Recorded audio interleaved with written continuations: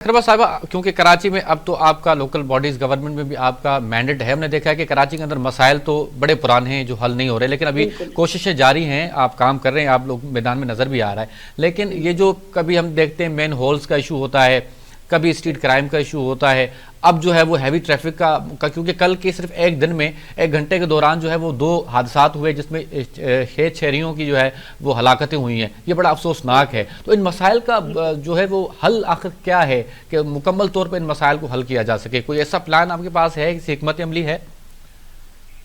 बिल्कुल अदा, मैं आपको बताऊं, देखिए किसी भी चीज को हल करने के लिए ना पहले हम देखते हैं कि किन वजूहात की बिना पर वो मसाइल हल नहीं हुए माजी में।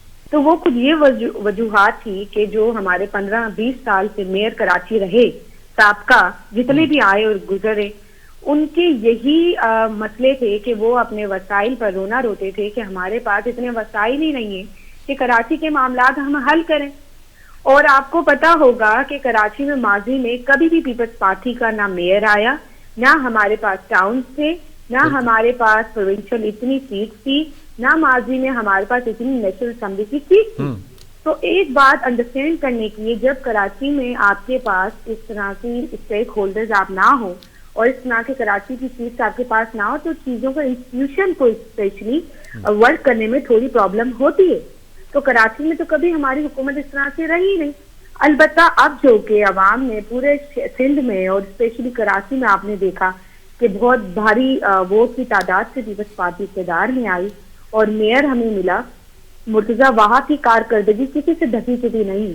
उन्होंने, कोई ऐसा नहीं है कि मुर्तजा वहाब ने कोई रॉकेट साइंस कर दिया है या कोई उन्होंने टेररिस्ट बना दिया, बिल्कुल भी नहीं। मुर्तजा वहाब ने अपने ही वसाइल से, जो KMC जितना रेवेन्यू कलेक्ट करती थी, उसी रेवेन्यू से मुर्तजा वहाब ने पूरे कराची की जो रोड, जो सड़कें टूट फूट का शिकार थी, उनको बनाना शुरू किया।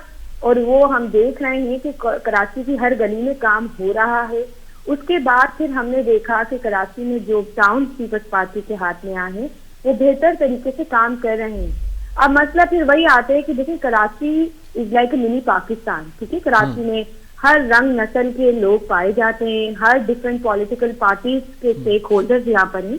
पीपल्स पार्टी हमेशा से ये कहते आई है कि हम आपको वेलकम करते हैं, आप आए। जो दीगर हमारी पॉलिटिकल पार्टीज है, जो दीगर हमारे स्टेक होल्डर्स हैं कराची में, हम उनको वेलकम करते हैं कि आप आए, हमारे साथ बैठें और कराची की बेहतरी के लिए काम करें।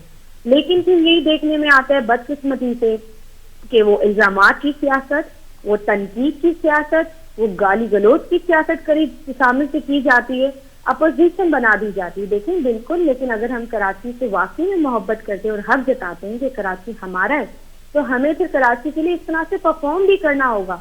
क्योंकि अब मैं समझती हूँ कि वो दौर गया कि जब आप किसी सियासी तरीके से लोगों को आप इमोशनली अपनी तरफ सिंपथाइज करके और वोट ले लिया करते थे। अब आवाम चाहती है कि आप काम करें, परफॉर्म करें, डिलीवर करें, तो हम आपको वोट करेंगे। और इसी तरीके से हमने बड़े बड़े इनिशिएटिव कराची में लिए। पीपल्स पार्टी ने कराची को कुछ अरसे में फ्लाईओवर्स के तोहफे दिए, बड़े बड़े रोड दिए, हमने कराची में बसेस चलाई। First time in the history of Pakistan Peoples Party की हुकूमत ने पिंक बस लेकर आई, ऑटिज्म सेंटर और इस तरह की बहुत सारी चीजें कराची में हेल्थ सेक्टर पर, एजुकेशन सेक्टर पर पीपल्स पार्टी काम कर रही है। और नॉट ओनली इन कराची लेकिन ऑल ओवर द सिंध हम परफॉर्म कर रहे हैं, डिलीवर कर रहे हैं। तो मैं समझती हूँ कि इसी बुनियाद पर इंशाल्लाह ताला अगर सब मिलकर काम करें तो कराची में हम बेहतरी देख सकते हैं।